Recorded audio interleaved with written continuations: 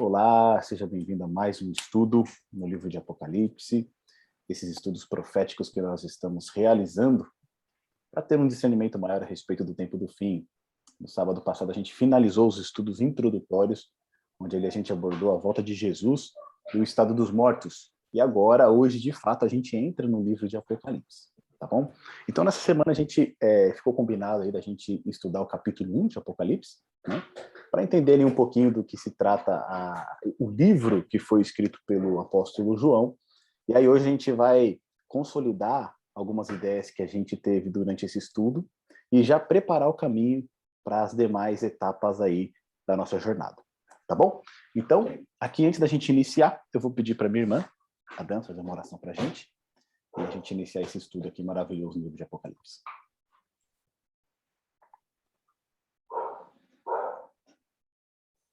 Pode orar para a gente, Pri. Ih, acho que travou, né?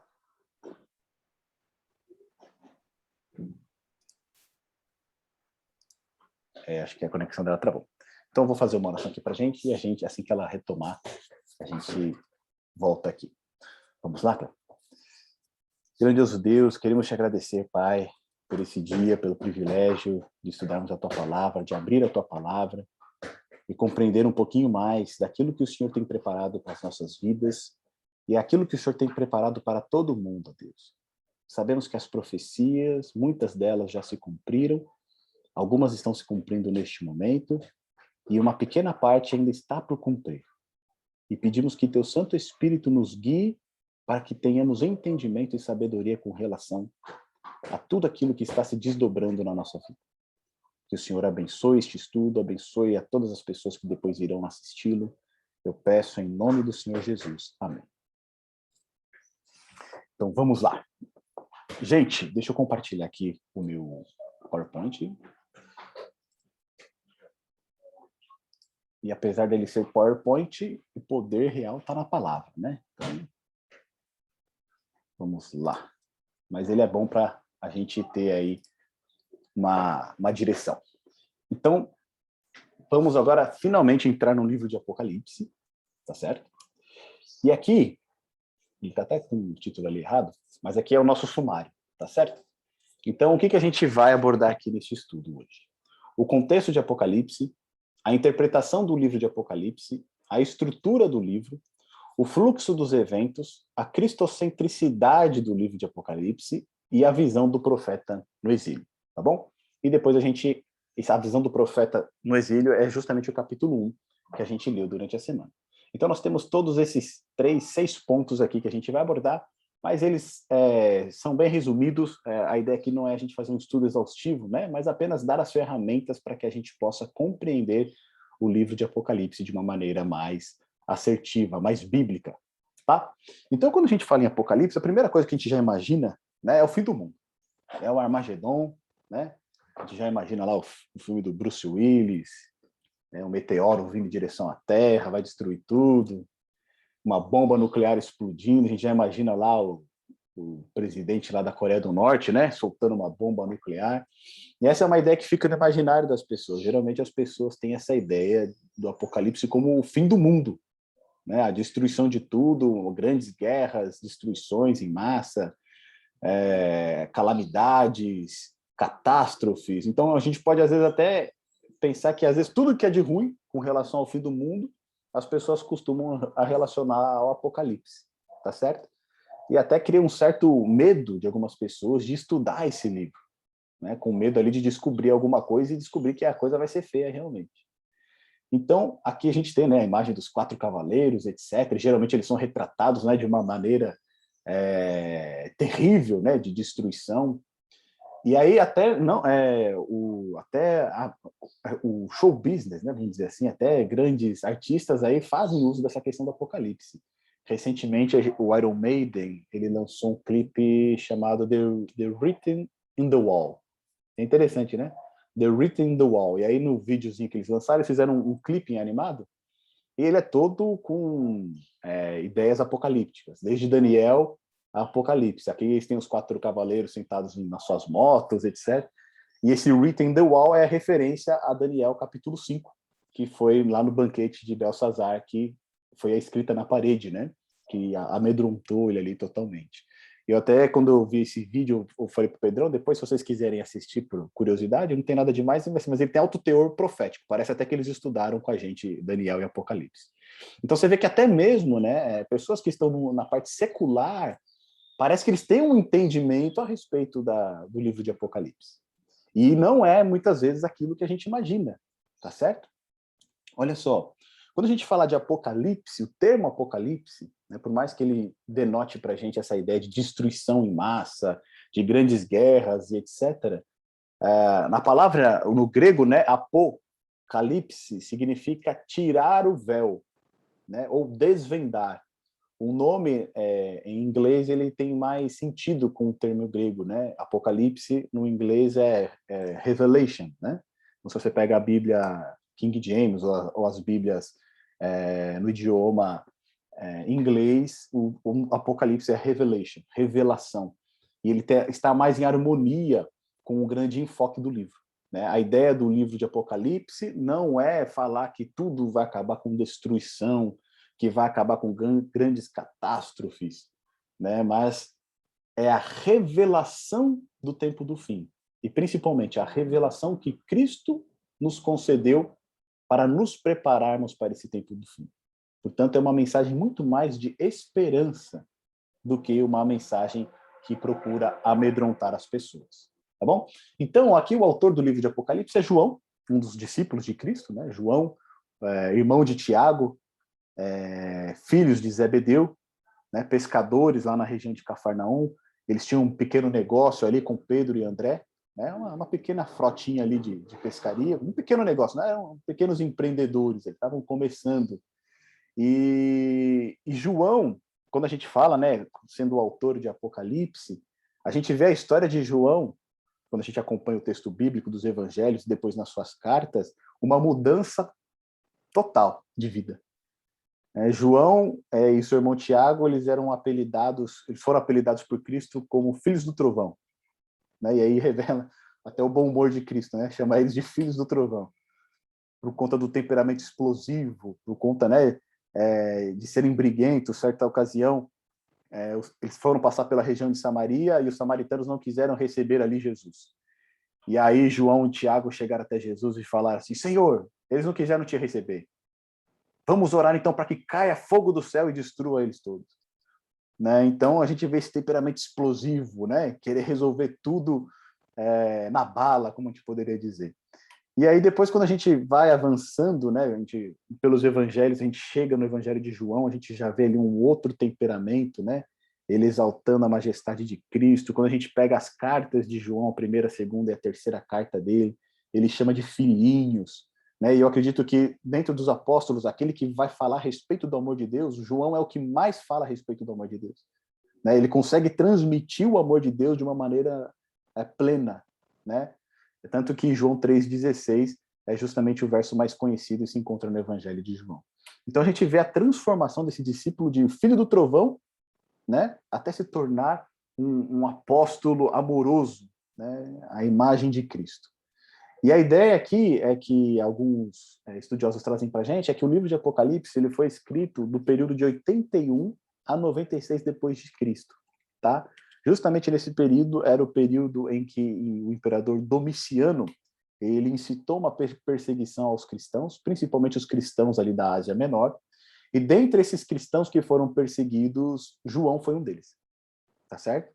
E ali a tradição conta que tentaram matar João, parece que tentaram jogar ele num caldeirão com óleo fervente, e ele não morreu. E aí, por conta disso, falaram, já que a gente não consegue te matar, então a gente vai te exilar. Né? Então mandaram ele para a ilha de Patmos, que é uma ilha que fica ali no Mar Egeu, muito próxima ali da Turquia. E o contexto do livro de Apocalipse, escrito pelo apóstolo João, né, ele é escrito enquanto João está exilado nessa ilha de Patmos. Tá? Essa ilha-prisão que fica ali no Mar Egeu, algo como Alcatraz, né, nos Estados Unidos. João ele atuava como pastor na igreja de Éfeso, ali também próximo à região da Turquia, e auxiliava também nas demais igrejas da região. Fazia já algum tempo que ele havia saído de Jerusalém e ele estava ali assentado na região ali de Éfeso. Ele foi levado para a ilha no governo do imperador Domiciano por causa da palavra de Deus, e isso é uma coisa que a gente vai ver nesse primeiro capítulo, né? Ele vai falar que ele está ali, no exílio, por conta da palavra de Deus e do testemunho de Jesus. Ao final do ano 96, quando Domiciano sai do poder e quem assume aí é o imperador Nerva, ele então dá um induto para João, liberta João, e João acaba voltando para Éfeso, onde ele vai passar o restante dos seus dias. Tá bom? O livro ele é escrito primariamente para os cristãos da Ásia Menor, do primeiro século. Tá bom? E qual que é o estado desses cristãos dessas igrejas da Ásia Menor? Eles estão vivendo uma pressão muito grande, porque eles se recusam a participar das práticas populares e religiosas, entre aspas. Porque dentro dessas práticas populares existia o culto ao imperador. Tá? O que aconteceu? Augusto, né, quando ele cria o Império Romano, né, quando ele de fato ele estabelece o Império Romano, ele recebe um atributo de Deus. Só que ele e os outros imperadores nunca utilizaram esse atributo para receber adoração. Só que quando chega Domiciano, ele começa a querer exercer esse direito. Então ele começa a exigir das províncias romanas que ali eles façam um culto ao imperador, um festival de adoração ao imperador como se fosse um deus, como se fosse um patrono da cidade. E por conta disso, as pessoas que participavam desses cultos, elas recebiam algumas benesses, elas recebiam alguns privilégios, os comerciantes, eles participavam desses cultos justamente para receber algum agrado do governo. Então, por conta disso, toda a população fazia uma grande pressão para participarem desses cultos. Por quê? Porque você ia ser bem visto pela sociedade, você ia ser bem visto pelas camadas mais altas, e os cristãos, eles ficavam longe disso, porque eles não queriam prestar esse culto, porque o único culto que eles prestam é a Deus. E por conta disso, eles recebiam uma grande pressão dos familiares, da sociedade. Se você fosse um cristão e tivesse um negócio e você não participasse do culto ao imperador, o seu negócio estava ameaçado. Então, existia toda essa pressão social, religiosa, né, e econômica que estava afligindo os cristãos ali do primeiro século na Ásia Menor. Tá certo? E além dessa questão toda que é externa ao mundo cristão, dentro da igreja os cristãos também estavam sofrendo com um grande problema com relação a heresias que estavam surgindo, falsos ensinamentos, muitos líderes estavam apostatando da fé. Então, os cristãos ali estavam enfrentando uma pressão externa por conta da sociedade, por conta do padrão de vida, por conta da economia, né, para você poder ter o seu sustento. E dentro da igreja eles estavam lidando com todo esse tipo de divisão. Então, ou seja, a igreja estava dividida. Então, esse é um cenário onde você imagina, né, João como um dos pastores ali da igreja de Éfeso, auxiliando as demais igrejas, a situação que ele se encontra no exílio. Né? Imagina, ele no exílio sabendo que as igrejas estão passando por toda aquela situação ali. Então, apesar de o livro ele ter os cristãos do primeiro século como alvo primário, ou seja, quando João escreve o livro de Apocalipse, o público primário que recebe essa mensagem são os cristãos no primeiro século, assim como toda a Bíblia, né? Quando a Bíblia ela é escrita, ela é endereçada a um público específico, em primeiro lugar. E aí depois, lógico, ela abrange as pessoas que vão vir depois. A gente vê isso nos evangelhos, por exemplo, Mateus escreve o evangelho com alto teor judaico. Por quê? Ele estava dirigindo, né, a questão ali, mostrando para o público judeu que Cristo era o Messias aguardado. Então a gente tem essa grande questão aqui, e Apocalipse não é diferente. Quando ele é escrito e direcionado primariamente para os cristãos do primeiro século. Porém, né, apesar de ser direcionado aos cristãos do primeiro século, o livro contém profecias que atravessam toda a dispensação cristã até a volta de Cristo. E enfatiza os últimos acontecimentos e como o povo de Deus está relacionado diretamente com eles. Tá bom? O estilo predominante do livro é a literatura apocalíptica judaica, que transmite uma mensagem através de forte uso de símbolos, que foi exatamente aquilo que a gente viu em Daniel. Né? As figuras carregadas de simbologia. Esses símbolos, eles podiam ser facilmente identificados pelo público primário para quem o livro foi escrito. E esse aqui é um ponto interessante. Por mais que quando a gente às vezes olha o livro de Apocalipse e a gente veja todas aquelas simbologias de bestas, etc., assim como a gente viu lá em Daniel, né, e às vezes para a gente aquilo parece ser confuso, para os cristãos do primeiro século, eles estavam familiarizados com aqueles símbolos. Então, quando João falava a besta do mar, a besta da terra, eles já tinham uma ideia do que era aquilo. Quando João falava de Babilônia, eles já sabiam o que representava a Babilônia. Quando João falava que viu uma mulher, eles sabiam o que é símbolo da mulher, com que ele estava relacionado. Tá certo? Então, o grande problema é para nós hoje, né? Dos 2000 anos depois, identificar esses símbolos. Mas a gente vai ver aqui algumas ferramentas que vão nos ajudar a compreendê-los. Então, olha só. Quando a gente traça um paralelo de João e Daniel, é muito interessante, porque a gente percebe algumas coisas. Olha só. Daniel ele foi levado para o exílio babilônico por volta dos 17 anos, tá certo? João, ele começa a seguir a Jesus Cristo por volta dos seus 17 anos também. Primeiro ele foi seguidor de João Batista, né? E depois, quando João Batista apontou para Cristo como o Cordeiro de Deus que tira o pecado do mundo, ele passou a seguir a Jesus junto com André. Daniel, ele foi retirado do seu lar em Jerusalém e foi levado para a Babilônia, tá certo? João, ele foi retirado do seu contexto social ali, familiar, onde ele vivia ali em Éfeso, e foi levado para a ilha em Patmos. Daniel, ele enfrentou provações por conta da sua fidelidade a Deus. A gente vê que Daniel é até lançado na cova dos leões por conta disso. João também enfrenta provações por conta da sua fidelidade a Deus. Ele está preso, exilado numa ilha prisão. Daniel ele recebeu visões com relação ao tempo do fim. João recebeu visões com relação ao tempo do fim. A Daniel foi-lhe garantida a vitória de Deus nesse tempo. Para João também foi garantida a vitória de Deus. Daniel ele descansou no Senhor na esperança de sua vinda. E João também descansou no Senhor na esperança da sua vinda. Né? Ele é um dos apóstolos que não sofreu martírio. Tá certo? Então, tanto ele e Daniel, eles têm muitos paralelos. Né? Daniel, ele é o autor do livro de literatura apocalíptica do Antigo Testamento, e João é o autor do livro de literatura apocalíptica do Novo Testamento. Avançando aqui, quando a gente olha para o livro de Apocalipse, a gente tem algumas maneiras de entender esse livro, tá certo? E um dos meios, uns 4 métodos, né, que eu apontei aqui, são os seguintes. Primeiro é o preterista, tá certo? O que envolve você interpretar o livro de Apocalipse da maneira preterista? O livro de Apocalipse, ele é endereçado apenas aos cristãos do primeiro século. Então, quem interpreta o livro dessa maneira, o que acontece? Ele fala que todos os eventos do livro de Apocalipse, eles foram reservados lá para os cristãos do primeiro século. Hoje em dia, a gente pode extrair lições, mas não tem nenhuma mensagem que sirva para nós hoje. Tá certo? E o grande problema desse tipo de visão é que você tira a questão da predição do livro. Aqui no livro de Apocalipse, a gente sabe que tem profecias relacionadas com o tempo do fim. Quando você diz que o livro de Apocalipse ele só serviu para os cristãos do primeiro século, todas as profecias que estão relacionadas ao tempo do fim não têm valor nenhum. Tá certo? Você tira essa questão profética do livro.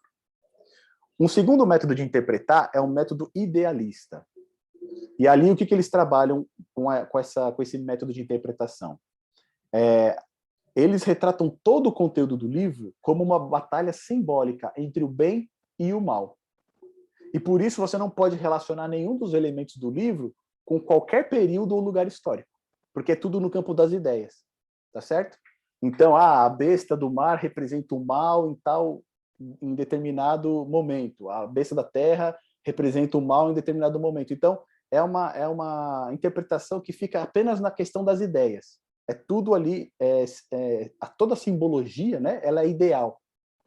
Então, você não consegue aplicar elementos reais.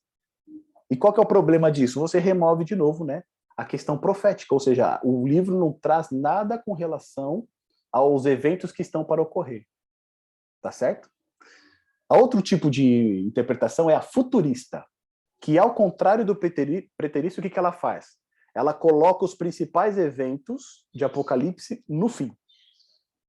Então, as principais profecias dentro do livro de Apocalipse, elas vão acontecer justamente pouco tempo antes da volta de Jesus. E somente aquelas pessoas que estiverem vivas naquele momento é que vão ver, né, o cumprimento dessas profecias. E aí a gente tem um problema, né? Porque se o preterismo joga tudo para trás, ou seja, hoje, no tempo em que nós estamos vivendo, não tem nenhuma profecia para nós, O futurismo faz a mesma coisa, só que ele joga para frente. Tá certo? Então ele joga lá para frente, ou seja, o livro de Apocalipse não tem nada relevante para mim hoje, porque as profecias que estão ali, elas estão ainda muito para frente e elas só vão se concluir na volta de Jesus. E um quarto método de interpretação é o método historicista, que é aquele mesmo que a gente já aplicou no estudo de Daniel, que envolve o quê? Você compreende que o livro possui uma apresentação simbólica das profecias e que essas serão desdobradas no curso da história. Tá certo? Só que aqui, lá no tempo de Daniel, a gente viu que era do tempo do profeta até o tempo do fim. Já aqui no livro de Apocalipse, é a partir do tempo do apóstolo até a volta de Jesus. Então é como se ele ampliasse aqueles últimos capítulos que a gente estudou de Daniel, né? O capítulo 11 e o 12, é como se o livro de Apocalipse ele ampliasse aqueles dois capítulos. Tá certo? Para a gente ter uma compreensão maior a respeito do tempo do fim. Um grande problema também que a gente tem com o método historicista é que muitas vezes, quando a gente aborda esse estilo, a gente quer encaixar cada detalhe do texto em um cumprimento histórico. Tá certo? Então você vai pegar, por exemplo, as Torres Gêmeas que caíram lá em 11 de setembro. Você vai querer atribuir àquele evento alguma coisa do texto de Apocalipse. Tá certo? A gente está vendo a vacinação que está surgindo aí, muita gente está falando que a vacinação é a marca da besta. Então você vai querer pegar todos os elementos do texto e querer aplicar dentro da história, né? E esse é um risco que a gente corre também quando a gente só se apoia no método historicista. Porque a grande verdade é que todos esses métodos, eles têm o seu valor, tá certo? Por exemplo, tem mensagens ali que a gente vai ver que foram realmente para os cristãos do primeiro século, né? Tem uma questão ideal, representação do bem e do mal? Tem também. Tem algo que é futurista, que vai acontecer no tempo do fim? Também. Mas todos esses eventos a gente precisa acompanhar no decorrer da história. Não nos preocupando tanto em aplicar o texto a cada evento histórico, mas olhando para a história e percebendo, através do texto, né, os cumprimentos proféticos. Cristo ele vai dizer o seguinte, que a profecia ela não é dada, não é Cristo que diz isso, né, mas é usada a passagem de Cristo, né, que ele diz, essas coisas eu vos digo de antemão, para que quando elas ocorram, vocês saibam, tá certo? Então, a grande questão da profecia aqui não é nos ajudar a prever o futuro, mas que quando as profecias se cumprirem, a gente vai saber que aquilo ali realmente já havia sido nos avisado antes, tá bom? Então, olha só. Aqui é essa a ilustração do que a gente acabou de comentar, né, quando a gente estuda o livro de Apocalipse. Quando eu tenho uma abordagem preterista, tudo fica lá no passado. Quando eu tenho uma ideia futurista, ela só fica no futuro, pouco antes da volta de Jesus. Tá certo? E quando eu tenho uma abordagem idealista, ela sempre está no campo das ideias, ou seja, não tem uma relação com a minha vida. Já a abordagem historicista, ela compreende que aquilo que está escrito no livro de Apocalipse vai desde o tempo do apóstolo, desde o tempo da cruz de Cristo até a volta de Jesus. Tá certo? E essas profecias, elas têm o seu cumprimento histórico, assim também como tiveram as profecias que nós vimos lá em Daniel. Um ponto que a gente precisa prestar atenção aqui no livro de Apocalipse, ele é muito interessante para a gente, são os arranjos literários que João faz. É muito interessante porque é o seguinte, os estudiosos, quando eles analisam o livro de Apocalipse, eles veem que o grego no qual foi escrito foi um grego muito pobre, né? Não teve muitos recursos estilísticos, algumas palavras e frases não tinham uma construção gramatical adequada, etc. Mas a gente tem que levar em conta que, né, João ele era um hebreu, né, um judeu, falava o grego, mas talvez não sabia escrever tão bem assim o grego, tá certo? E lá em Patmos ele estava sozinho. Então não tinha quem auxiliasse ele na escrita desse livro. Mas a gente vê que quando o Espírito Santo dirige todas as coisas, mesmo ele com, né, os seus recursos limitados, conseguiu criar uma obra fantástica. Porque o João ele faz uns arranjos dentro do livro de Apocalipse que quando a gente começa a prestar atenção, a gente vê que coisa fantástica é ser inspirada por Deus. Olha só. Tem uns arranjos que chamam passagem trampolim, que é o seguinte. Foi observado no livro de Apocalipse que o tema desenvolvido de uma grande sessão, geralmente, ele é apresentado na conclusão da sessão que o precede. Ou seja, quando a gente vai iniciar uma sessão, que a gente dividiu o nosso estudo por sessões, certo? Então a gente tem o capítulo 1, depois a gente vai ter a mensagem às 7 igrejas, a gente vai ver a visão do trono de Deus, os 7 selos e assim por diante. Quando a gente termina uma sessão, o término daquela sessão, João ele faz um resumo do que aconteceu e ele já aponta quais serão os desdobramentos da próxima sessão. Uma coisa que a gente percebe, ó, se você estiver com a sua Bíblia, abre lá em Apocalipse no capítulo 1. A gente vai ver que no verso 20, João ele faz isso. Ó.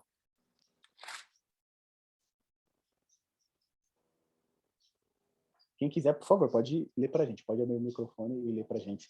Apocalipse, capítulo 1, verso 20.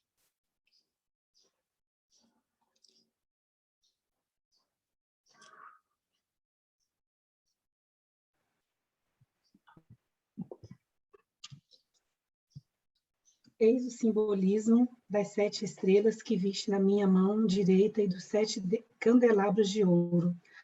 As 7 estrelas são os anjos das 7 igrejas e os 7 candelabros, as 7 igrejas. Olha só, a gente vê que nesse capítulo 1, João tem uma visão de Cristo, certo? Ele está no meio dos candelabros ali. E aí, depois, no final, Cristo explica para João o que é as 7 estrelas e o que são os 7 castiçais. Ele diz o quê? Que os 7 castiçais que ele viu são o quê? As 7 igrejas. Quando a gente olha para o capítulo 2, o que tem lá? Mensagem à igreja de Éfeso. Não é isso? E aí você vai ter a mensagem para 7 igrejas. Ou seja, quando terminou essa primeira sessão, que é a sessão de introdução, João ali no final, ele já está falando o que vai acontecer agora, daqui em diante, na próxima sessão. Que é o quê? As 7 igrejas. Tá certo? E aí no final do capítulo 3, que é no final da 7ª igreja, né, Laodiceia, ali também a gente vai ter um resumo que vai apontar para o que vai acontecer no capítulo 4 e 5, que é a visão do trono de Deus. Então a gente começa a perceber que antes dele iniciar uma nova sessão, ele faz um resumo e já aponta quais serão os principais temas da sessão seguinte. Então isso a gente chama de passagem trampolim. Né? João, ele prepara você para o que vai vir adiante. Então isso é muito bom porque elimina os achismos que a gente pode ter. Ah, eu acho que está falando sobre tal assunto ou determinada coisa. Não. João ali antes ele já diz qual que é o tema do assunto que vai ser desenvolvido na próxima sessão. Tá bom? Um outro padrão que a gente identifica aqui é identificação-descrição, que é o quê? Quando um novo personagem ele é introduzido no livro de Apocalipse, ele é identificado com uma descrição pessoal ou uma posição desse elemento na história e sua atividade. Então, Apocalipse, no verso 9, capítulo 1, verso 9, João ali ele tem a visão de Cristo, tá certo? Quer dizer, verso 9 não, verso 9 ele tem a visão dele, né? Ele fala a respeito dele próprio. Ele vai falar, eu, João, que também sou vosso irmão e companheiro, mas ele faz uma descrição dele, ó, perceba, ó. Eu, João, que também sou vosso irmão e companheiro na aflição, no reino e paciência de Jesus Cristo, estava na ilha chamada Pátimos por causa da palavra de Deus e pelo testemunho de Jesus Cristo. Ou seja, quando ele se introduziu no texto, ele fez uma apresentação dele, fez uma descrição dele, a situação que ele se encontrava, o que ele estava fazendo, por que ele estava naquela situação. Tá certo? Então, sempre quando um personagem novo ele é introduzido no livro, ele faz uma descrição desse personagem. A gente vai ver isso nas bestas, a gente vai ver isso na própria visão do Cristo glorificado aqui no capítulo 1, tá certo? Então, sempre quando ele introduz um personagem novo, ele faz uma descrição daquele personagem, da sua posição ou das suas atividades. E um outro padrão que a gente observa aqui no livro de Apocalipse é o ouvir e ver. A gente vai ver com frequência, João ele ouve algo, mas quando ele se volta para ver, o que ele está vendo é diferente do que ele ouviu. Mas é a mesma coisa. Tá certo? Ó, lá no verso 10, a gente já tem esse exemplo. Ó. João diz o seguinte, ó, eu fui arrebatado no Espírito no dia do Senhor e ouvi detrás de mim uma grande voz como de trombeta. Então ele ouve uma grande voz atrás dele como uma voz de trombeta. Tá certo? E aí ele vai dizer, né? Eu sou o Alfa e o Ômega, etc. Olha lá no verso 12. E virei-me para ver a voz que falava comigo. E virando-me, vi 7 castiçais de ouro. E no meio dos 7 castiçais, um semelhante ao filho do homem. Então, quando ele virou, ele não viu uma trombeta. Né? Ele ouviu uma voz como se fosse de trombeta, algo muito grande, estrondoso. Mas quando ele se vira para olhar, quem que ele vê? O filho do homem no meio dos 7 castiçais de ouro. Tá certo? Então a gente vai observar também que, com frequência, João ele ouve uma coisa, mas quando ele se vira para olhar, o que ele está vendo é diferente do que ele ouviu, mas ainda assim é o mesmo elemento. tá bom? Então, a gente, tendo essas ideias aqui iniciais, a gente já consegue aí interpretar muitos pontos, né? Muitos símbolos do livro de Apocalipse da maneira apropriada. Avançando aqui, a gente tem algumas chaves para a interpretação correta, tá certo? Então, a primeira chave que a gente tem aqui, a inspiração ela é divina, tá bom? Não foi João que escreveu da sua própria vontade, né? Assim como Pedro vai dizer na sua epístola, né? Que nenhuma profecia foi dada de vontade humana. Nenhum homem quis escrever a respeito da palavra de Deus, mas homens santos escreveram da parte de Deus, inspirados por Deus. Portanto, o livro de Apocalipse, ele não é exceção. É a inspiração divina. Deus revelou para João o que iria acontecer. E a gente sabe que a profecia apocalíptica, diferente da profecia clássica, né? A profecia clássica ela tem dupla aplicação e ela pode ser condicional. Ela pode ou não se cumprir naquele momento. Já a profecia apocalíptica, não.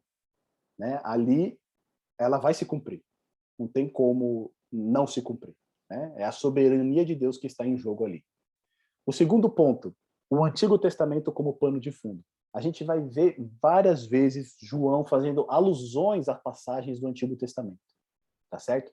Então é muito interessante até que quem tiver a oportunidade de estudar o Antigo Testamento, sei que é um pouquinho complicado, né, por conta que é o maior volume da Bíblia, mas quando você tem um conhecimento, uma visão geral do Antigo Testamento, quando você estuda Apocalipse, você vai ver vários ecos, né, quando ele fala dos gafanhotos lá na quinta trombeta, etc., você já lembra de uma passagem que está lá no Antigo Testamento, Joel, quando ele fala, né, da invasão dos babilônios, como se fossem gafanhotos. Então, você tem vários elementos que ajudam você a compreender melhor esse texto. Até porque a Bíblia de João era o Antigo Testamento naquela época, tá certo? Então, todo o pano de fundo aqui que a gente vai encontrar nesse livro de Apocalipse, as alusões que João faz, a simbologia, elas estão pautadas no Antigo Testamento. E isso é muito importante para a gente não correr, né, o risco de buscar uma interpretação fora da Bíblia. Né? Porque isso é muito comum. Muitas vezes a gente quer buscar a interpretação fora da Bíblia, o que não é o correto. O terceiro ponto é o Novo Testamento. A gente vai ver que existem o paralelismo teológico, né? Os temas apontados aqui da teologia no livro de Apocalipse, ele está incorporado em várias outras passagens do Novo Testamento, nos escritos de Paulo, etc. Então tem um paralelismo teológico muito grande, tá bom? O quarto ponto, o simbolismo. Né? A gente não toma nada como literal, a não ser que o contexto indique que aquilo é literal. Por exemplo, quando João vê Jesus e diz que é Jesus, eu não vou tomar como um símbolo, tá certo? Porque aquilo ali é literal, é Jesus mesmo, né? Mas quando o contexto ele aponta para uma simbologia e ali é apresentado um símbolo, por exemplo, a gente vai ver mais adiante, Jesus sendo retratado como o leão da tribo de Judá. Esse é um símbolo de Jesus, tá certo? Depois ele vai ser retratado como o cordeiro que foi morto. Esse também é um símbolo de Jesus. Mas quando fala de Jesus, é o próprio Jesus, tá certo? O quinto ponto é o pano de fundo da Ásia Menor. Por quê? Como o livro de Apocalipse ele foi escrito para os cristãos do primeiro século, a gente vai ver que muitos elementos, por exemplo, que João utiliza, era comum para os cristãos e eles entendiam de uma maneira clara aquilo, coisa que hoje a gente não consegue. Vou dar um exemplo para vocês. Quando a gente for falar da marca da besta, lá no Apocalipse 13, vai falar que a marca da besta ela vai ser aplicada na testa, na fronte e na mão, tá certo? É a marca da besta. Quando você ia para o culto do imperador, né, você participava do culto do imperador, o que você tinha que fazer? Você tinha que carregar um incensário na sua mão e prestar a sua adoração dentro, né, lá do templo que eles produziam para fazer as suas oferendas e prestar sua adoração ao imperador, tá certo? Então, quando você praticava esse culto, você carregava um incensário na sua mão. Para os cristãos do primeiro século, para eles aquilo ali era o quê? Era a marca da besta. Por quê? Eles estavam conscientemente entrando, prestando adoração e carregavam ali nas suas mãos, tá certo? Um incensário ao qual eles prestavam adoração, né, ao imperador, à entidade ali representada. Então, para eles entendiam, né, essa prática lá no primeiro século como a marca da besta. Para nós, hoje, isso vai ser algo diferente, tá certo? O outro ponto aqui, no capítulo 6, o ponto 6, na verdade, a literatura judaica apocalíptica, ou seja, tem muitas referências de João, por exemplo, quando ele tem a visão do trono de Deus, ele vê os 4 querubins, apesar dessa imagem ela estar muito forte em Ezequiel e em Isaías, tem uma literatura apocalíptica que fala também dessa visão.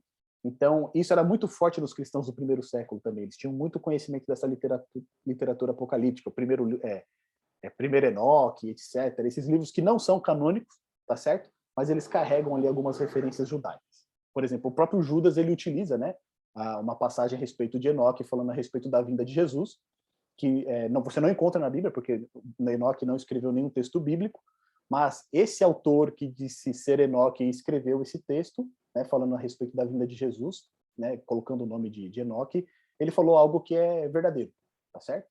Por mais que o texto não tenha sido inspirado. E o ponto 7 é a estrutura quiástica do livro de Apocalipse. Lembra do quiasma que a gente viu lá em Daniel? Onde, quando você tem um texto, né? A primeira parte do texto, ela vai ser paralela à última parte. A segunda parte do texto vai ser paralela à penúltima parte. A terceira parte do texto, ela vai ser paralela à antepenúltima parte. E aí você vai ter o meio, que é o clímax. A gente viu isso lá na oração de Daniel. Tá certo? Então a gente vê o texto ele vai fazendo assim, né? Ele vai fechando e aí bem no centro do texto você vai ter o tema principal. O livro de Apocalipse, ele é trabalhado dessa maneira. A gente vai dar uma olhadinha num quadro daqui a pouco e a gente vai entender um pouquinho melhor. O 8º ponto é a cristocentricidade do livro, tá?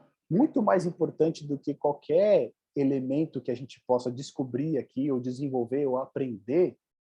O que tem que estar na nossa mente e diante de nós é que o livro de Apocalipse é uma revelação de Jesus e a respeito de Jesus. Ou seja, Cristo é o centro do livro de Apocalipse. As profecias, elas só se cumprem por conta da obra de salvação que Jesus realizou na cruz. E as profecias, elas só vão se cumprir justamente porque Cristo vai, a testemunha fiel, né? Ele vai levar a cabo aquilo que ele nos prometeu. Então, todo o livro de Apocalipse gira em torno de Cristo. Não gira em torno da marca da besta, não gira em torno da besta que surge do mar, não gira em torno da besta que sobe da terra, mas ela gira em torno da pessoa de Cristo. Tá bom? Então, tendo esses 8 pontos em mente, a gente pode ficar tranquilo que a gente vai navegar por águas seguras nesse estudo de Apocalipse. Então, olha só. Aqui eu separei para a gente a estrutura quiástica do livro do Apocalipse. Olha só, acompanha comigo. A gente vai ver aqui as seções que a gente divide do nosso estudo, tá certo?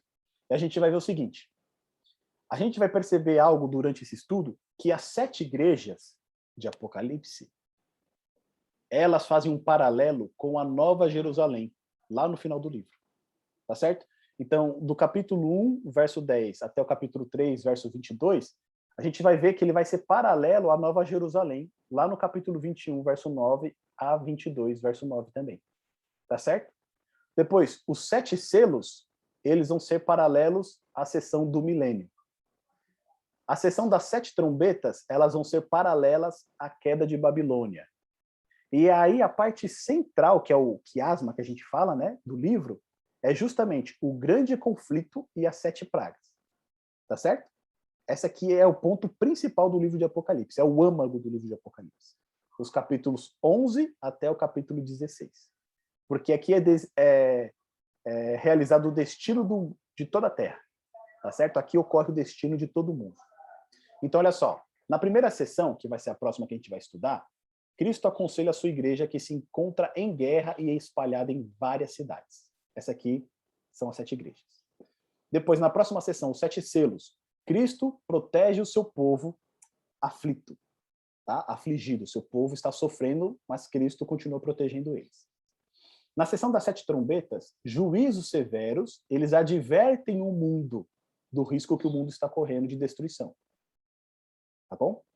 Na sessão do grande conflito, a provação da mulher e dos seus descendentes. Depois, a gente tem a sessão das 7 pragas, onde juízos severos, eles punem o mundo. E aqui é interessante, né? As 7 trombetas, elas advertem o mundo, mas quando chega às 7 pragas, o que acontece? Eles são punidos. Por quê? Aqui nessa sessão do grande conflito, cada um fez a sua decisão, tá certo? Então, depois que cada um fez sua decisão, vem a punição daqueles que rejeitaram, vem a queda da falsa mãe, que é a queda de Babilônia, lá nos capítulos 19 até o capítulo 17 até o 19. Depois a gente tem o milênio, que é onde Cristo entroniza o seu povo glorificado. Lembra que a gente falou que na volta de Jesus nós vamos reinar com ele? Então aqui Cristo ele entroniza o seu povo glorificado. E depois, por último, a Nova Jerusalém, onde Cristo recompensa a sua igreja, que agora desfruta a paz e se encontra reunida numa só cidade. Tá vendo? Então aqui nas 7 igrejas a gente tem a igreja espalhada enfrentando lutas e dificuldades. No final do livro a gente vai ter a igreja unida, tá certo? E desfrutando da paz junto do nosso Senhor. Portanto, a divisão que a gente tem aqui no livro de Apocalipse é a seguinte: do capítulo 1 até o capítulo 14, a gente tem a porção histórica do livro. Ou seja, são eventos que já passaram e eventos que nós estamos vivendo neste momento. Tá bom? A partir do capítulo 15 até o capítulo 22, entra a porção escatológica, ou seja, é a porção que está destinada ao tempo do fim, as últimas coisas, tá certo? O que entra nisso, então? As 7 pragas, a queda de Babilônia, o milênio e a Nova Jerusalém. Teve muita gente preocupada, né, querendo saber se as 7 pragas já eram, a Covid, né, a pandemia já eram as 7 pragas que estavam chegando, mas não é. Você queria falar alguma coisa, tá? Em quais são os capítulos da Nova Jerusalém? A Nova Jerusalém é do 21 ao 22. Do 21, verso 9, ao 22, verso 9. Tá bom? E aí a gente tem, né, o prólogo e o epílogo. Né? O prólogo seria do capítulo 1 até o verso 8. Né? Capítulo 1, do verso 1 até o verso 8, que seria o prólogo. E o epílogo é no capítulo 22, do verso 9 em diante. Né? Que é a introdução e o término do livro. Aqui a gente não colocou eles, mas a gente colocou as seções principais aqui que vão dirigir o nosso estudo. Portanto, vocês já estão sabendo que os principais pontos aqui, né, os pontos mais importantes do nosso estudo, vai ser do capítulo 11, do verso 19, até o capítulo 16, ao verso 21. Tá certo? Que é o âmago do livro de Apocalipse. Fora isso, a gente tem um fluxo de como ocorrem os eventos. Então a gente viu que tem vários grupos de 7, né? Deixa eu voltar aqui. A gente tem as 7 igrejas, os 7 selos, as 7 trombetas, depois a gente vai ter as 7 pragas, tá certo? Esse fluxo de eventos, 7 igrejas, 7 selos, trombetas e o grande conflito, esses 4 aqui, ó, eles ocorrem paralelamente, tá bom? Então as 7 igrejas têm um fluxo, o fluxo paralelo dela são os 7 selos, depois as 7 trombetas, e o grande conflito também se desenrola em paralelo, tá bom? É como se fossem várias camadas, uma em cima da outra. Só que numa camada a gente vê um ponto, numa camada a gente vê outro e outro. Lembra do estudo de Daniel que a gente fez? Cada vez vai ampliando mais, tá certo? Ele vai expandindo, a gente vai chegando mais perto, né, no detalhe. Primeiro foram só os metais, depois a gente viu os animais, depois a gente viu o bode e o carneiro, depois a gente viu o chifre pequeno.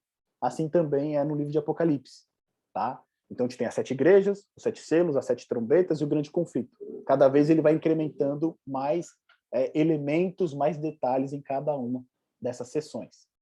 E na porção escatológica, a gente vai ver uma coisa interessante, que elas ocorrem agora no fluxo direcional, tá certo? Não são, tem algumas partes em paralelo, mas elas seguem à frente. Portanto, a gente vê aqui, ó, a queda de Babilônia, ela começa, tá certo? Em determinado momento, e enquanto está ocorrendo a queda de Babilônia, lá no final, vamos dizer assim, da queda, caem as 7 pragas também. Tá certo? Depois que caem as 7 pragas e tem a queda de Babilônia, você vai ter o milênio, que é o período em que Cristo vai entronizar o seu povo. Tá certo? Ou seja, já acabou, então, todo o grande conflito, né? As pragas já caíram, Babilônia já caiu, então, nessa parte do milênio aqui agora, já parte para o reinado de Cristo. E a gente vai ver que dentro do milênio, um pedacinho ali, a gente vai ter também a Nova Jerusalém. Tá certo? Então, a porção escatológica do livro de Apocalipse, que a gente viu aqui, que é das 7 pragas, né, em diante, ela segue um fluxo direcional, ela vai para frente, tá bom? Não é paralelo. Então, vamos lá. Fora tudo isso que a gente disse, de novo, eu enfatizo a questão da cristocentricidade, tá bom?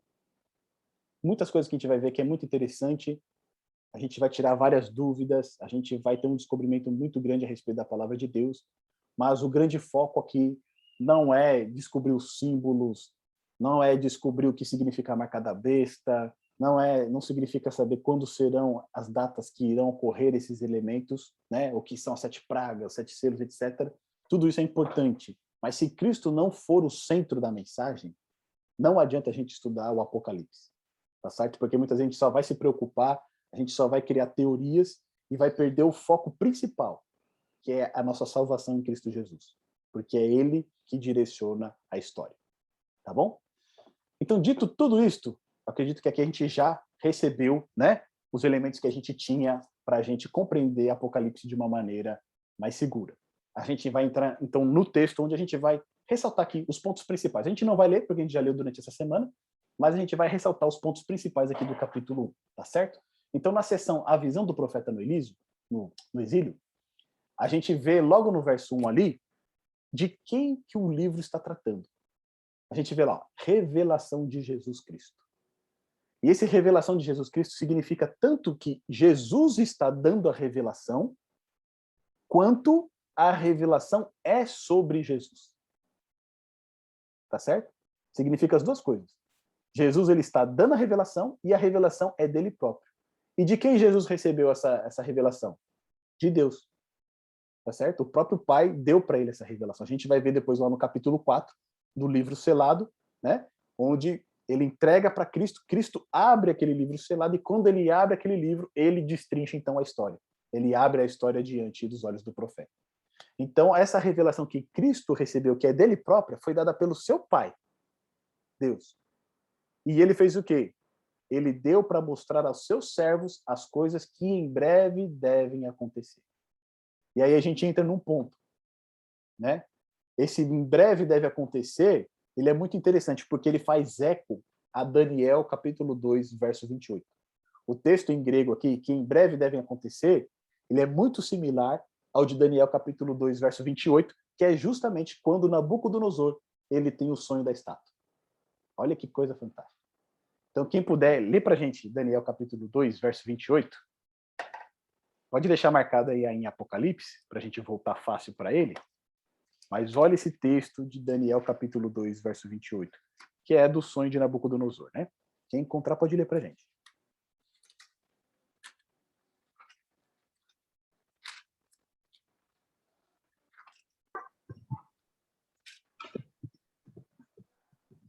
Mas há um Deus no céu, o qual revela mistérios, pois fez saber ao rei Nabucodonosor o que há de ser nos últimos dias. É isso aí. Então, o que há de acontecer nos últimos dias, ou o que há de ser nos últimos dias, é o mesmo que aqui, ó, que em breve devem acontecer. Ou seja, se lá no sonho de Nabucodonosor ele teve um sonho da estátua, e né, era um sonho que ia até o fim dos tempos, então a gente já, logo de cara no livro de Apocalipse, percebe que essa revelação de Jesus Cristo é uma revelação que vai até o tempo do fim também. E aí já cai por terra aquela questão da interpretação preterista, tá certo? Porque se tudo que está escrito aqui só serve para os cristãos no primeiro século, por que então aqui João, né, ele já abre dizendo que o que está revelado nesse livro é concernente àquilo que vai acontecer nos últimos dias, tá certo? Então ele fala que foi enviado por intermédio do seu anjo e notificou ao seu servo João. Foi uma escadinha, né? Deus revelou a Jesus, Jesus entregou para o seu anjo e o anjo notificou ao seu servo João. E João escreveu e mandou para as igrejas. Então a gente vê ali, né? É uma coisa fantástica isso como Deus trabalha, né? Porque Deus poderia muito bem já aparecer direto, o Pai, né? Aparecer direto para João e revelar para ele. Mas não, o que ele fez? Ele revelou para Cristo. Cristo então entrega a mensagem para o anjo notifica João, João vai escrever e aí essa carta vai ser levada para as igrejas. Então, ou seja, Deus envolve, né, todo um círculo de pessoas, de agentes ali no plano da salvação. E aí no verso 2 diz o seguinte: o qual atestou a palavra de Deus e o testemunho de Jesus Cristo quanto o que viu. Ou seja, aquilo que João viu é a palavra de Deus.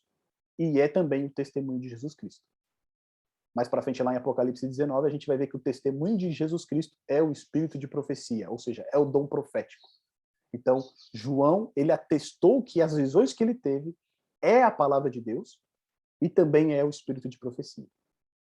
E aí no verso 3 ele diz o seguinte: bem-aventurados aqueles que leem e aqueles que ouvem a palavra da profecia e guardam as coisas nela escritas, pois o tempo está próximo. Que tempo está próximo? Da volta de Jesus. É interessante o seguinte: desde o primeiro século, desde o tempo dos apóstolos, eles aguardavam a vinda de Jesus.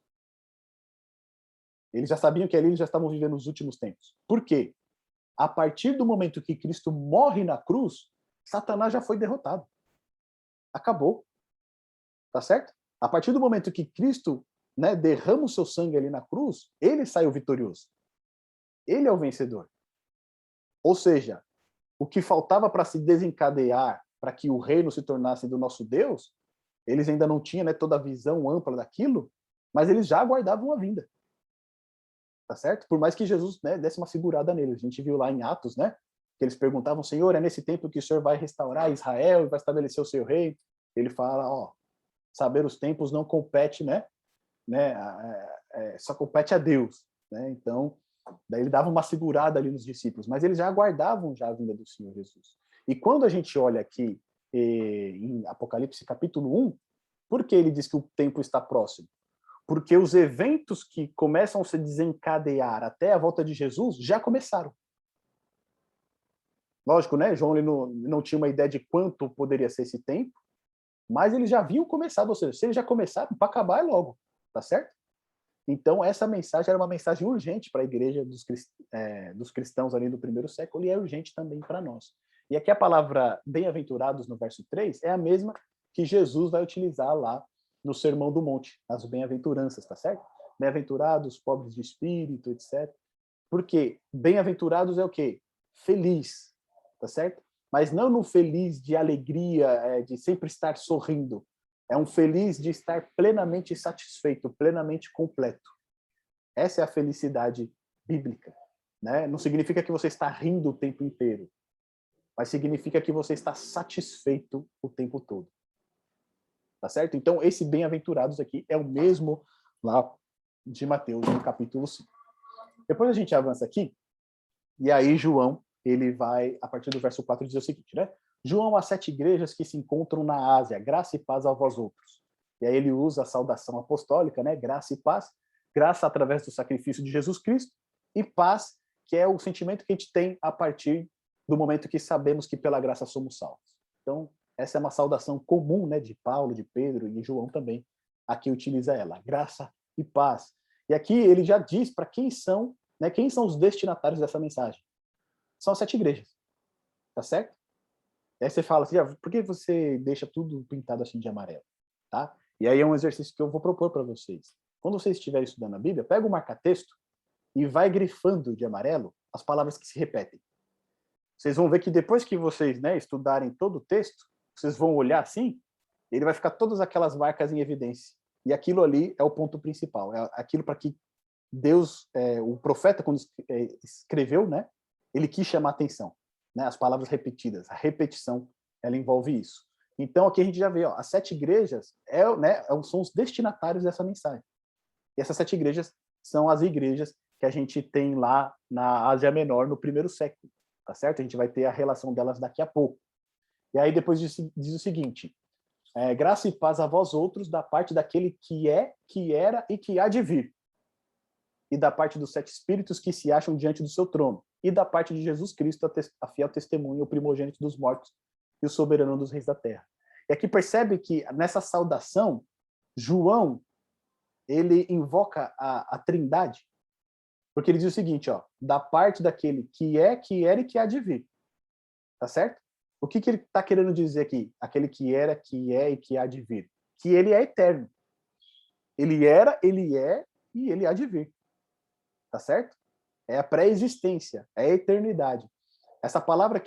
Esse termo que João utiliza aqui, é muito parecido com aquele que está lá em Êxodo, capítulo 3, verso 14, quando Deus aparece para Moisés na sarça ardente, tá certo? E aí Moisés conversa com ele pergunta quem ele é, e ele fala, eu sou o que sou. Né? Então, esse nome de Deus no Antigo Testamento, eu sou o que sou, ele determina também exatamente isso. Um ser que sempre existiu. Eu sou o que sou, eu sempre existi. Né? É a mesma ideia aqui de João. Aquele que era, aquele que é, que era e que há de vir. Ou seja, sempre existiu. Tá bom? Então ele evoca lá em Êxodo capítulo 3, verso 14, o quê? Né? O nome de Deus. Eu sou o que sou, o eu sou. E aí depois ele fala, ó, da parte dos 7 espíritos que se acham diante do seu trono. E a gente vai ver que esse número 7, né, ele carrega uma simbologia muito grande aqui no livro de Apocalipse. O 7, costumamos dizer que é o número da perfeição, ou o número de Deus. Tá certo? Deus, ele cria o mundo em 6 dias, no 7º, ele descansa, no sábado. No seu mandamento, ele vai falar, lembra-te do sábado para o santificar. Né? Vai falar a respeito que Deus criou todas as coisas e o sábado pertence a ele. Tá certo? Então, o 7º dia pertence a Deus. Jesus, ele vai dizer que ele é o Senhor do sábado. Então, o 7, ele está muito ligado a Deus. Então, quando diz aqui 7 espíritos que se acham diante do seu trono, né, pela nossa mentalidade ocidental, a gente já imagina 7 almas, né, translúcidas na frente do trono de Deus. Mas o que o João está querendo enfatizar aqui é o Espírito Santo. Porque 7 é o número divino. E você tem o Espírito, ou seja, é o Espírito de Deus. Lá em Isaías, capítulo 11, no verso 2, o profeta ele vai falar a respeito desses 7 espíritos, certo? Que é o Espírito Santo, que estaria sobre Jesus. Se você quiser dar uma conferida lá comigo, ó, dá um pulinho lá em Isaías para a gente ver junto. Isaías 11, capítulo 2. Você vai ver essa referência ao Espírito Santo quando ele fala, né, a respeito aí desses 7 espíritos em Apocalipse. Isaías 11, verso 2. Quem encontrou pode ler para a gente, por favor.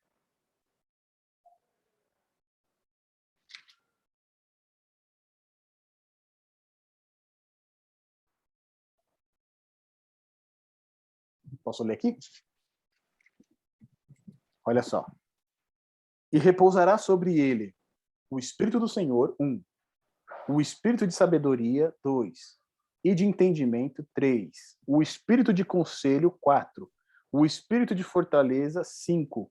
O Espírito de conhecimento, 6. E o Espírito de temor do Senhor, 7. Então esse é o Espírito do Senhor. Quem é? O Espírito Santo, é o Espírito de Deus, que estaria sobre Cristo, né? O descendente ali, o rebento, né, de Jessé, o filho de Davi. Então ele seria cheio do Espírito Santo de Deus. Então esses 7 espíritos que se acham diante do trono do Pai, que a gente viu que é o que era, o que há de vir, esses 7 espíritos é o Espírito Santo. E aí no verso 5 ele fala assim, e da parte de quem? De Jesus Cristo. Então aqui ele fala, graça e paz da parte de quem? Do Pai, do Espírito Santo e também do Filho. Tá certo?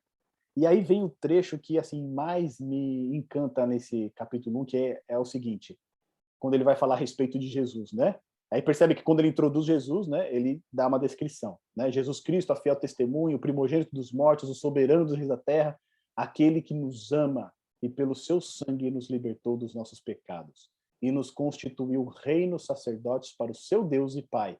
A ele a glória e o domínio pelos séculos dos séculos. Amém. Esse texto ele é fantástico, porque aqui diz o seguinte, ó, aquele que nos ama.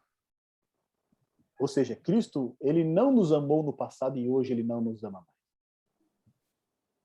Ele nos ama hoje, com as nossas falhas, com os nossos, né, com os nossos tropeços, com as nossas dificuldades, com os nossos problemas. Ele nos ama hoje, aquele que nos ama, é presente isso. E depois diz, e pelo seu sangue o quê? Nos libertou. Aí percebe que ele vai para o passado? Nos libertou, olha lá, libertou foi um evento passado. Onde que ele libertou a gente? Na cruz. Ali ele nos libertou dos nossos pecados. Ou seja, foi uma ação anterior, lá no passado. A morte de Cristo na cruz nos libertou dos nossos pecados. Mas hoje ele nos ama. E depois diz, e nos constituiu reinos sacerdotes para o seu Deus e Pai. E aqui ele define, né? Para que ele nos libertou dos nossos pecados? Para que nós pudéssemos ser o quê? Reino e sacerdotes para o seu Deus e Pai. E aí eu penso, né? Puxa vida, eu não mando nem na minha casa, né? Porque quem manda na minha casa é minha esposa. Mas Cristo, ele me constituiu o quê? Rei no seu reino. Olha que coisa fantástica. E não somente rei, mas me constituiu também o quê? Sacerdote. Quando a gente fez o estudo do santuário, a gente viu o quê? Que o sacerdote, ele estava a todo momento ali no templo, servindo a Deus, tá certo? Servindo a Deus e também a população em geral. Mas o trabalho do sacerdote ali, a primazia era o quê? Dentro do templo de Deus, servindo a Deus. Ou seja, o que nos é apresentado aqui é que quando Cristo nos liberta do pecado, ele nos liberta para fazer parte do seu reino e também sacerdotes para Deus. É que ele já diz o que a gente vai fazer na eternidade. A gente vai reinar e a gente vai ser sacerdote. Ou seja, a gente vai ministrar junto a Deus. E olha que coisa fantástica essa. Olha que privilégio está sendo nos concedido. E esse privilégio não é uma coisa nova, né? Não é uma coisa só do Novo Testamento. Porque se a gente vai lá em Êxodo capítulo 19, no verso 6, a gente vai ver que quando o povo de Israel é libertado, a gente vê que antes de serem dados os 10 mandamentos, né? Esse mesmo objetivo tinha sido dado para eles. Deus havia libertado o povo do Egito, do cativeiro, para ser o quê? Reis e sacerdotes do seu reino. Tá certo? Ou seja, aquilo que antes era, vamos dizer assim, exclusivo para Israel, tá certo? Era primordial para Israel, agora é transferido para a igreja. Ou seja, através de Cristo, né? Essa bênção, esse privilégio, ele é universalizado para todos aqueles que o aceitam como seu Senhor e Salvador. Lá em 1 Pedro, capítulo 2, verso 9, também Pedro vai fazer referência a isso, que nós somos reinos de sacerdotes. Então, o grande objetivo de Deus, nos libertar do pecado e nos conceder a salvação, é para que nós reinemos junto com ele e sejamos sacerdotes no seu reino. Nós vamos ministrar diante de Deus. Isso é fantástico, é maravilhoso.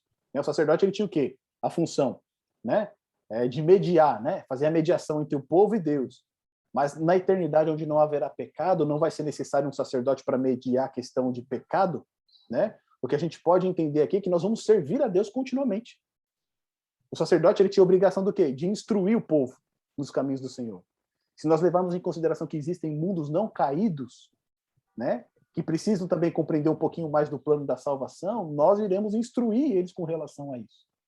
Então é uma coisa fantástica esse privilégio que Deus tem nos concedido. E já logo de cara no livro de Apocalipse é revelado tudo isso pra gente, né? Jogado na nossa cara, assim, né? Pá! Tá aí. E aí no verso 7, aquele verso que a gente viu a respeito da vinda do Senhor Jesus, né? Eis que vem com as nuvens e todo o olho verá até quantos os traspassaram e todas as tribos da terra se levantarão sobre ele, certamente amém. E aí de novo a gente vê, né? Eu sou o Alfa e o Ômega, diz o Senhor Deus. Aquele que é, que era e que há de vir, o Todo-Poderoso. E aqui tem um ponto interessante. Porque aquele que é, que era e que há de vir, repete novamente, que a gente viu lá no verso 4, tá certo? Então já tem uma repetição aqui. O que Deus está revelando para a gente? Que ele é eterno, ele está na condução de todas as coisas. Não tem nada que foge do seu conhecimento. Ele está a par de toda a situação. E quando ele diz, eu sou o Alfa e o Ômega, né? O Apocalipse, o Novo Testamento, foi escrito em grego. E a primeira letra é o Alfa, né, do grego. E a última é o Ômega. Então, o que ele está querendo dizer? Eu sou o princípio e o fim. Não no sentido de ter um começo e um término, mas no sentido de sempre ter existido. De novo, né, ele demonstra aqui a sua eternidade, o seu controle da história. Ou seja, ele está guiando todas as coisas. Fiquem tranquilos. É como se Deus dissesse o seguinte, eu sou, né? Fiquem tranquilos. Eu estou conduzindo todas as coisas. E aí, nos versos seguintes, a gente vê, né, no verso 9. Então, aqui, João agora começa a falar a respeito dele. Agora ele vai introduzir ele. Eu, João, irmão vosso e companheiro na tribulação, no reino e na perseverança, em Jesus achei-me na ilha de Patmos por causa da palavra de Deus e do testemunho de Jesus. A gente já viu na nossa introdução que João ele foi levado para o exílio por conta da palavra de Deus, tá certo? Por ser fiel à palavra de Deus, por não se submeter àquela pressão toda que estava ocorrendo em volta dele. A gente não imagina o que possa ter levado ele ali para Patmos, mas se a gente vê que a circunstância ali, né, do primeiro século era uma pressão social muito grande para que a igreja se conformasse com as práticas ali deles, mundanas e seculares, e João diz, não, eu não vou participar disso, ele como um líder de igreja diz, não, eu não vou participar disso, ele pode ter causado alguns transtornos para o governo, tá certo? E por conta disso, eles tenham levado ele para o exílio. Primeiro tentaram matar ele, não conseguiram, então exilaram ele. Tá certo? Então a gente vê que por conta da palavra de Deus, muitas vezes a gente vai enfrentar dificuldades por ser fiéis à palavra de Deus. E isso entra diretamente em relação com aquilo que é dito, né? Por Deus, eu sou aquele que é, que era e que há de vir. Ou seja, eu estou no controle. Por mais que vocês enfrentem dificuldades, lutas, por mais que vocês enfrentem perseguições, tribulações, eu estou no controle. Por isso que Deus enfatiza isso, né, nesse primeiro capítulo. Depois é dito o seguinte, no verso 10. Achei-me em espírito no dia do Senhor. E aí ele diz que ouviu por trás dele uma grande voz como de trombeta, dizendo, o que vê, escreve em livro e manda 7 igrejas. Quais são essas? Éfeso, Esmirna, Pérgamo, Tiatira, Sardes, Filadélfia e Laodiceia. Tá certo? Então aqui é interessante que João lhe diz que ele estava no dia do Senhor e ele ouviu por detrás dele uma grande voz. E aí muitos interpretam o dia do Senhor como sendo o domingo, né? O dia do Senhor. Mas se a gente levar em questão a vida de João, né? João era judeu, tá certo? De maneira nenhuma ele iria utilizar o dia do Senhor para falar a respeito do domingo. E os cristãos no primeiro século, até parte, na verdade, assim, os cristãos que permaneceram fiéis às Escrituras, eles jamais deixaram de guardar o sábado. Eles eram minorias, né? Espalhados por todo o mundo, mas eles jamais deixaram de guardar o sábado. A gente vai ver vários relatos de grupos cristãos vivendo, né, em locais remotos, etc., mas guardando ainda, preservando a guarda do sábado. O grande cisma que a gente tem da igreja ortodoxa no Oriente, a igreja ocidental lá em Roma, também tinha envolvido a questão do sábado, tá certo? Porque as igrejas do Oriente continuavam guardando o sábado. Roma já estava trabalhando para que o domingo fosse o dia de observância. Então aqui, quando João diz eu estava no dia do Senhor, pode significar 2 coisas. Ou ele recebeu a visão no sábado, ou ele teve uma visão do dia do Senhor, que no Antigo Testamento representa o dia em que Deus vai acabar de uma vez por todas com a história na Terra, tá certo? É o grande dia do Senhor. Então pode significar as 2 coisas. E alguns estudiosos, eles entendem dessa maneira, que João ele recebeu essa visão no dia do Senhor, no sábado, e com relação ao dia do Senhor, que é a visitação de Deus, que é o dia em que Deus, né, vai trazer a juízo todas as coisas. Então ele pode significar as 2 coisas. Por que no dia do Senhor? E por que também com relação ao juízo? Se a gente entender que o dia do juízo, o dia do Senhor, que é o dia em que Deus julgará todas as coisas, ele vai acabar com o mal de uma vez por todas, você concorda que a gente vai entrar num tempo de paz? A gente vai entrar num tempo de descanso, sem mais pecado? É isso? E o sábado representa o quê? Justamente isso. Né? Você tem uma correria louca na semana inteira, chega no sábado, você se desconecta dessas coisas, se conecta com Deus, e aí você tem paz. Né? Nem sempre é possível, né? Mas a gente faz o máximo para ter paz, para ter tranquilidade, para descansar.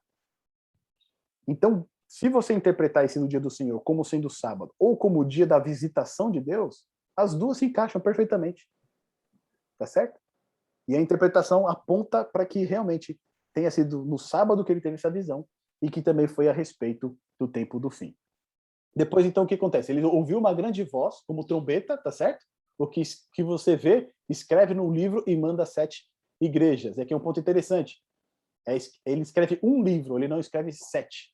Né? A gente tem maneira de falar de 7 cartas para as igrejas, mas não. É um livro com 7 mensagens, tá certo? Então, a ideia aqui é que você tinha uma mensagem específica para cada igreja, mas que o livro todo era lido também nessas igrejas. E aí depois, quando ele volta para se ver, o que ele vê? Ele vê 7 candeeiros de ouro.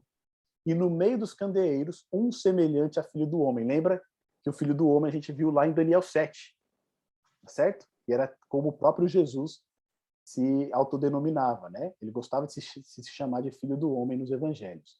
Então, o que ele tem uma visão? Ele vê 7 candeeiros de ouro, e no meio dos 7 candeeiros, ele vê um filho do homem, ele vê o próprio Jesus, com vestes talares e cingido à altura do peito com uma cinta de ouro. A sua cabeça e cabelos eram brancos como alva lã, como neve.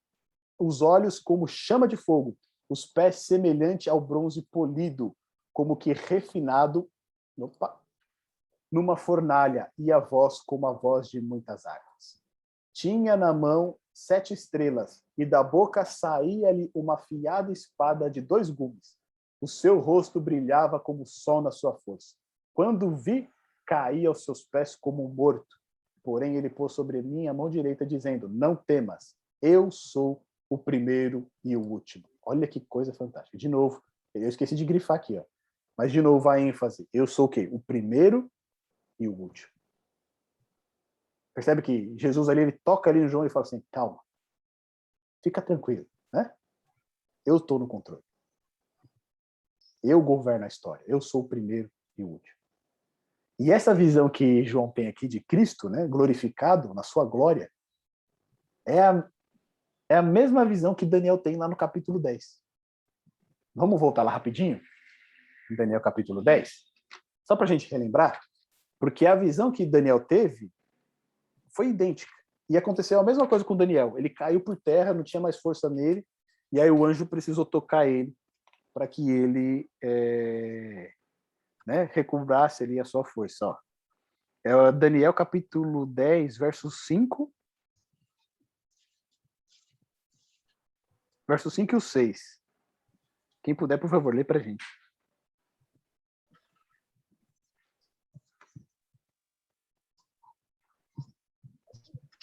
Acabou? Não. Quem encontrar, pode ler para a gente.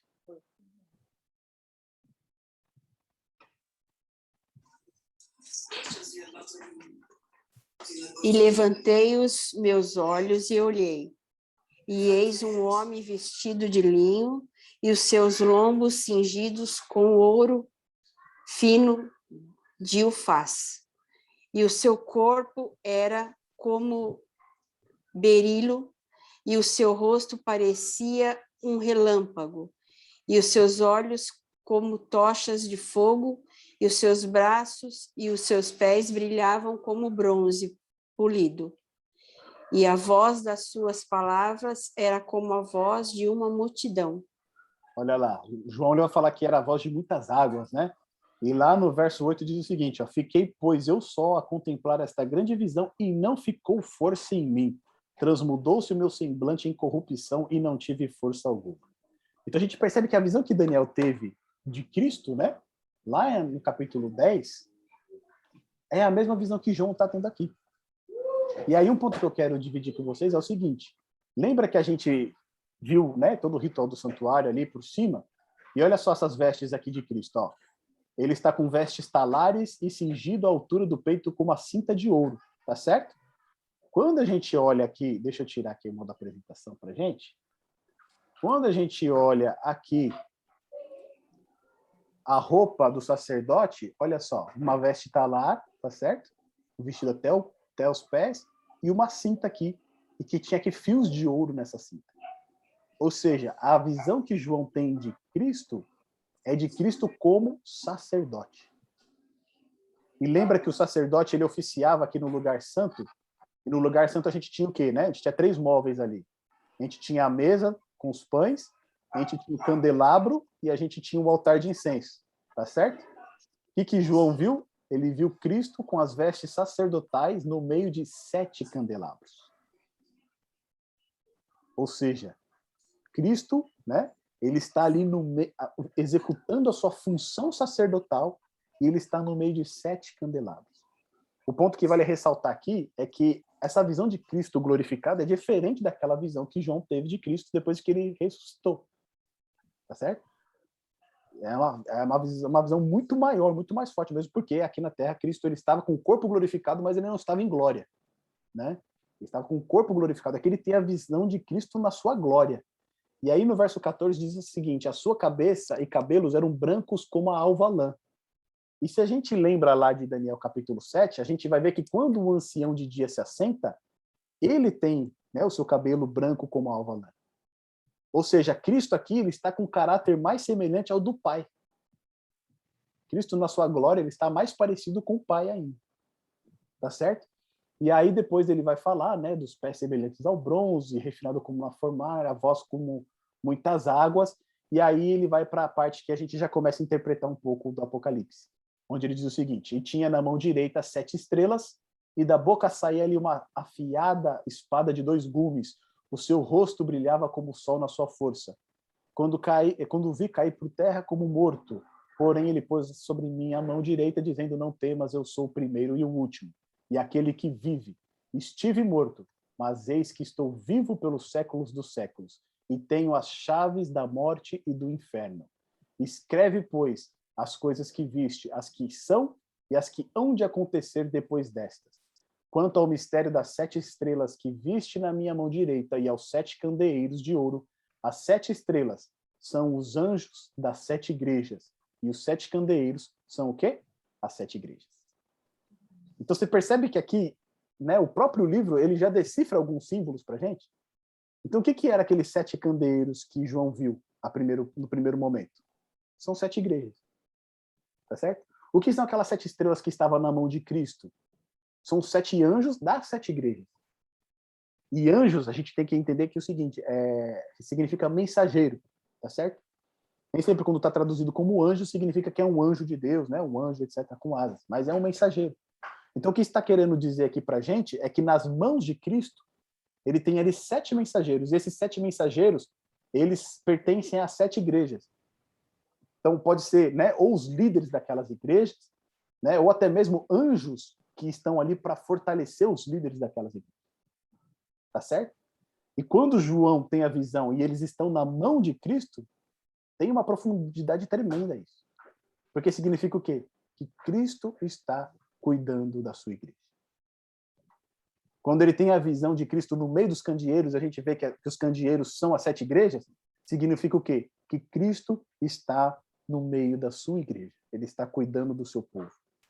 Né? Por mais que às vezes a gente olhe e parece que o mundo cristão está em colapso, a gente vê cada atrocidade, cada pastor cometendo, né, cada coisa, mas aqueles que permanecem fiéis a ele, Cristo, ele está cuidando do seu povo.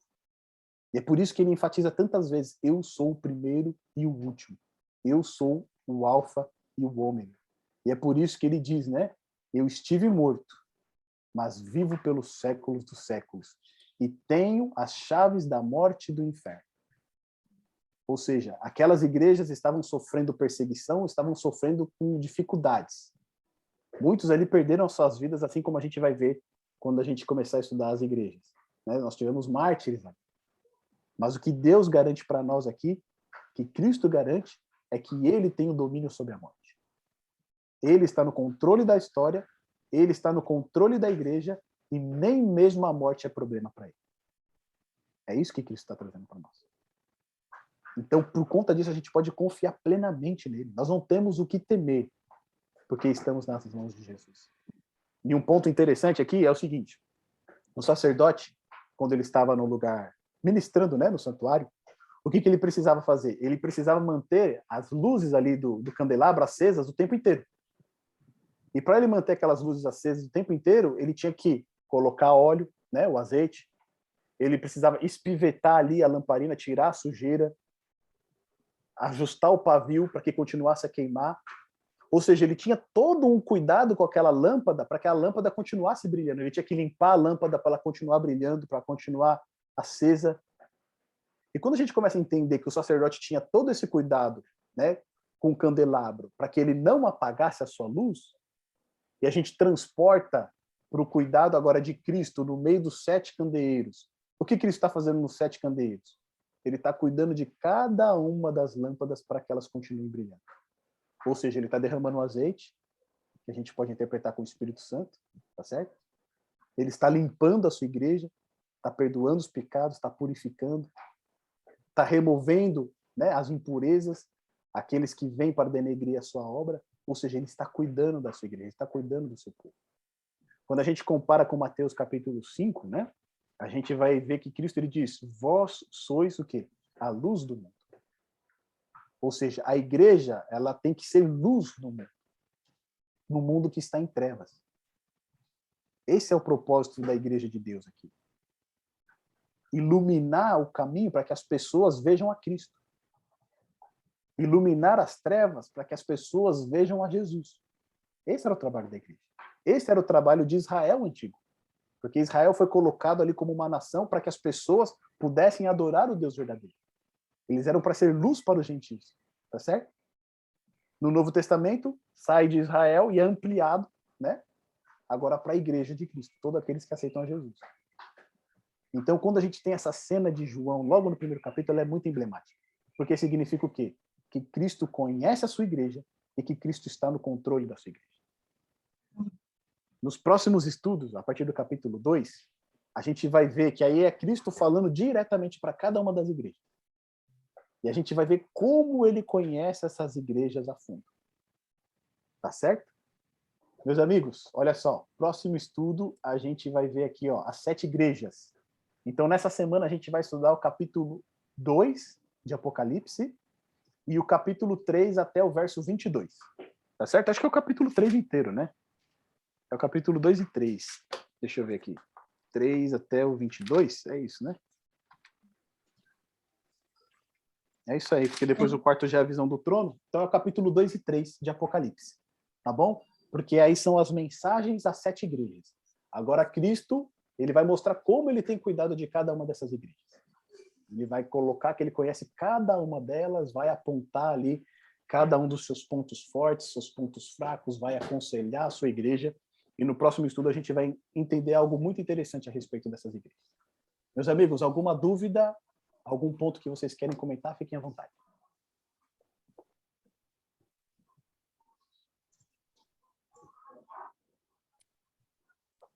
Tudo certo aí, Cláudio?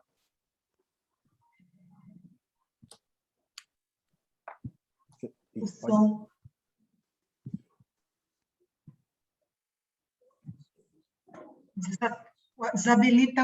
Habilita o microfone, Cléo.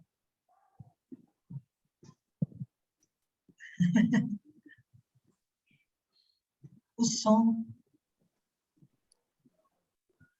Deixa eu ver. Oi? Não está indo? Não Está indo? Não tem problema. Não tem problema. Eu tava com problema no meu som também. Eu não sei, a internet estava caindo. Olha, mas graças a Deus deu para acompanhar o restante do estudo. Que bom, né, Pê? Quer fazer algum comentário? Fica à vontade, Petinho. Eu não sei se ela já viu que está desativado. Porque ela está falando.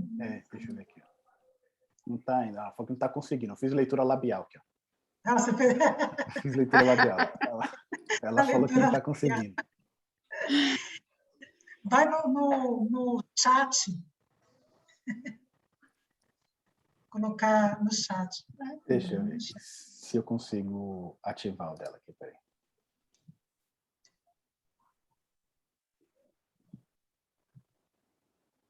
É ela que tem que... Aqui, ó. Só dá para eu pedir para ela ativar o som, não tem como eu ativar para ela. No chat não dá, meu preto? No chat dá para digitar ali.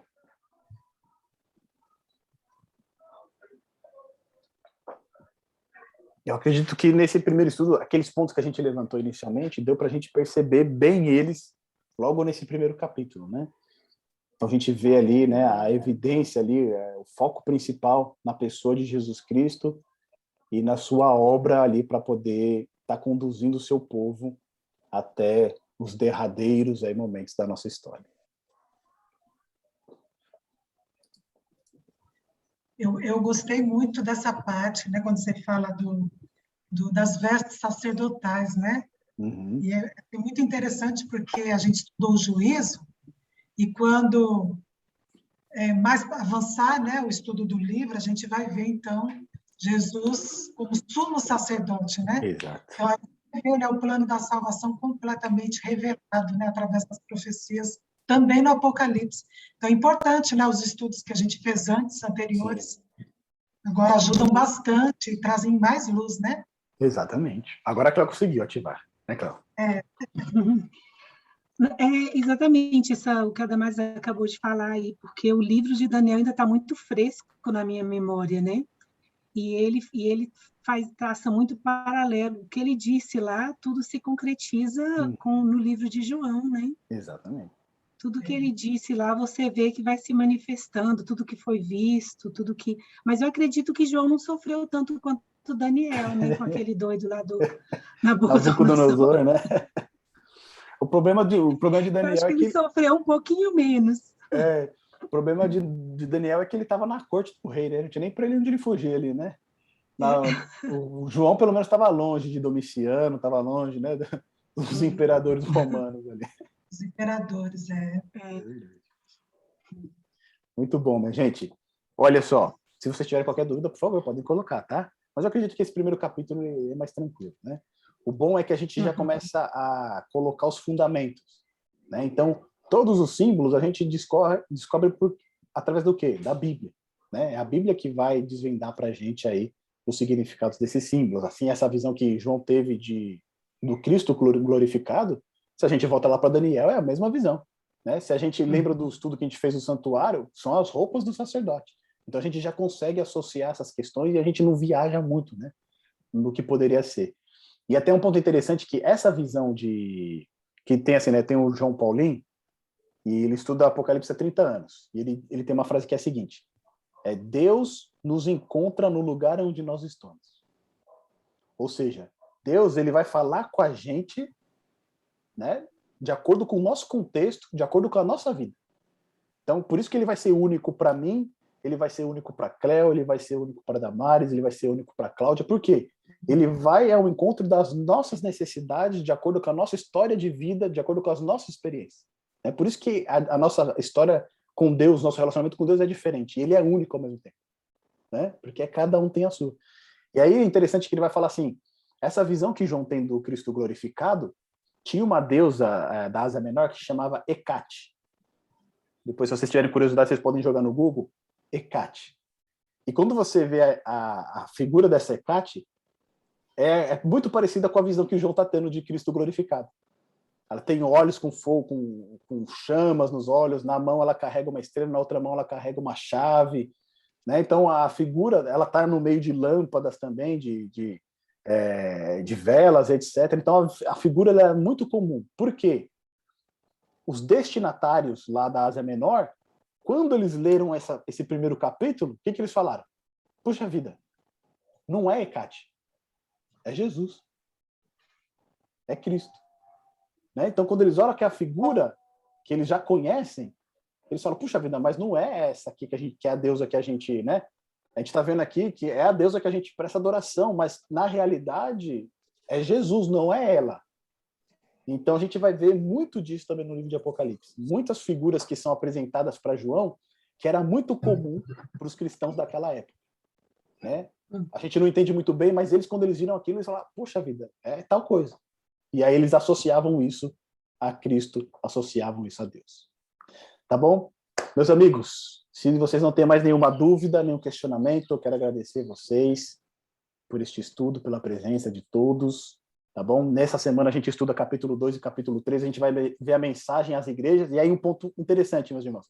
Vocês vão ver novamente, Cristo, ele vai ao encontro de cada um na sua realidade. A gente vai ver isso muito claro para as igrejas. É uma mensagem específica para cada igreja. Não é uma coisa genérica, não é uma coisa para todo mundo. É uma coisa específica e isso revela o Deus pessoal que nós temos. Você pode confiar nesse Deus. Ele sabe a sua história, ele sabe cada momento do seu dia e ele está disposto a se relacionar com você também de uma maneira única. Tá bom? Meus amigos, Deus abençoe a todos. Eu vou pedir para a Dan fazer uma oração para a gente, para terminar, que quando ela foi fazendo o início ficou travado, mas agora está tudo certo. Vamos orar. Querido Pai, nós te agradecemos pelos momentos que podemos estudar a Tua Palavra, em especial este livro, o livro de Apocalipse, porque podemos entender, Senhor, a estrutura, porque podemos, já no início, no capítulo, nos primeiros capítulos, ver que o Senhor é um Deus que nos ama, que não nos desampara, e que nos deixou revelado o seu desejo, o seu propósito ao criar cada um de nós, e o seu propósito com o plano da salvação. E que no desenrolar desse plano nós nos mantenhamos ao teu lado neste caminho, buscando conhecer-te mais, que o Senhor nos dê o privilégio de podermos estudar a tua palavra também durante a semana, e também, Senhor, pedimos que o Senhor atenda, Senhor, os nossos corações, os nossos desejos, os pedidos que foram manifestos, que estão guardados. Te agradecemos, te louvamos pela vida, pela melhora da Maria, também pedimos pela Marta, pedimos pela Valderez, os pedidos que foram feitos aqui em outros momentos, que o Senhor olhe para cada um de nós e que, em nome de Jesus, se cumpra a tua vontade na vida de cada um desses teus filhos. Nós também te pedimos bênção sobre a nova semana que irá se iniciar, e guarde-nos, Senhor, é o que nós te pedimos, não confiado nos nossos méritos, mas em Cristo Jesus, o nosso Senhor. Amém. Amém. Amém.